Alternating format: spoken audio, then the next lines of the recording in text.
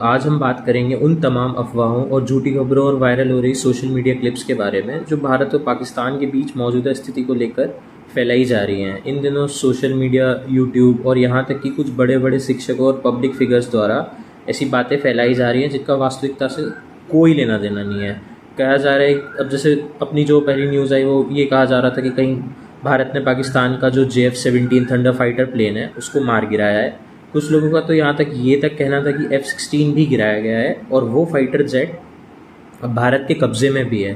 तो कुछ ने तो ये तक दावा कर दिया था कि कराची पोर्ट पर भारतीय नौसेना ने हमला कर दिया है और वहाँ सब कुछ तहस नहस हो चुका है। अब सोचने वाली बात ये रह जाती है कि इतने बड़े दावे जो हो रहे हैं तो सच हैं क्या? चलिए मैं आपको एकदम स्पष्ट बात बताता हूँ। अभी तक भारतीय नौसेना ने कराची पर कोई भी हमला नहीं करा है।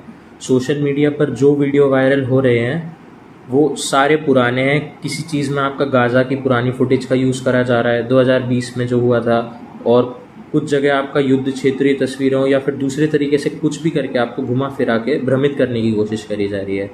मेरी कोशिश थोड़ी ये रहेगी इस वीडियो में कि आपको जितना भी पुख्ता सबूत हो सके, चीज़ें हो सके, मैं आपको उससे अपडेट कराता रहूँ। तो जैसे कि अभी कराची पर हमले की खबर को लेकर social media channels, Twitter handles पे ये दावा किया जा रहा है और फिर खुद ही ट्वीट डिलीट कर दिया जा रहा है।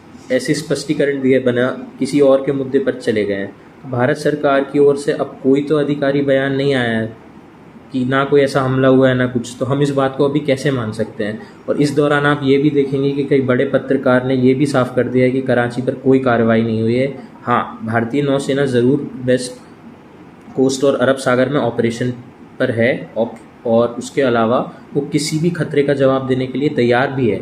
लेकिन इसका मतलब ये तो नहीं है कि हमने पहले से ही हमला कर दिया है, ऐसा हम बोल दें या कुछ कर दें।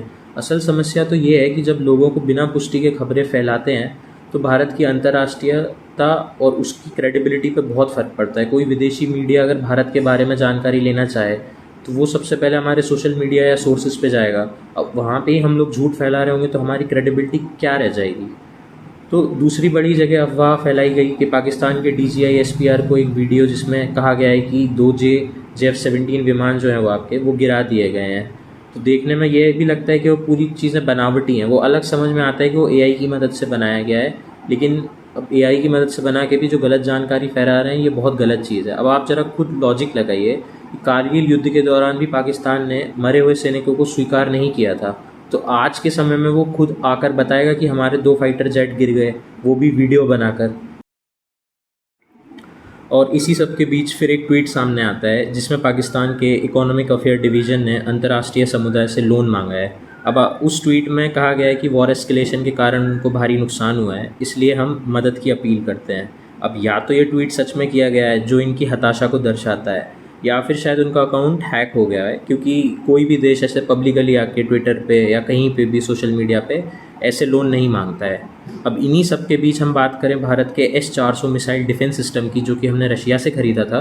कई पाकिस्तानी ड्रोन्स और मिसाइल्स को उसने बहुत ज़्यादा अच्छे तरीके से मार गिराया है, मगर अमेरिका की मीडिया इस पर ज़्यादा बात नहीं करना चाहती है, क्योंकि ऑब्वियस सी बात है ये चीज़ हमने रशिया से ख़रीदी थी और उस टाइम पे भी अमेरिका को इस चीज़ से दिक्कत थी, तो अमेरिका ने प्रतिबंधों की धमकी भी दी थी। तो इस वजह से भी वहाँ के मीडिया जो हैंडल है उन पे इस बारे में ज़्यादा बात नहीं करी जा रही है। तो अब देखिए, हम सभी जानते हैं कि भारत की जो ताकत है वो आगे बढ़ चुकी है, मगर इसमें भी ऐसे झूठे प्रचार वाली चीज़ें हैं जो हमारी क्रेडिबिलिटी को ख़राब करते हैं। हम बिना वजह अपनी क्रेडिबिलिटी ख़राब क्यों कर रहे हैं? ऐसा नहीं होना चाहिए, क्योंकि इस्लामाबाद पर कब्ज़ा लिख देने से, थंबनेल लगा देने से, या ग्राउंड पे कुछ हुआ या नहीं हुआ, इससे कुछ होने नहीं वाला है। मैं आप सभी से भी यही अपील करूँगा कि खुद को गलत खबरें ना दें और ख़ुद को इन चीज़ों से दूर रखें और इन सब से बचा कर रखिए। सिर्फ इसलिए नहीं कि थंबनेल में लिखा हुआ है ब्रेकिंग, पाकिस्तान पे कब्ज़ा, लाहौर को ख़त्म कर दिया, इन सारी चीज़ों से क्रेडिबिलिटी पे बहुत असर आता है। और सिर्फ इसलिए भी कोई एजुकेटर या कोई भी इन्फ्लुएंसर बात कर रहा है तो उसका मतलब ये नहीं है कि वो हमेशा सच ही बोल रहा है। आप खुद सोचकर वेरीफाई कर सकते हैं, और हो सके जितना हो सके आर्टिकल्स और जो पब्लिकली गवर्नमेंट की तरफ से न्यूज़ आती है आप उन पर ज़्यादा भरोसा करें।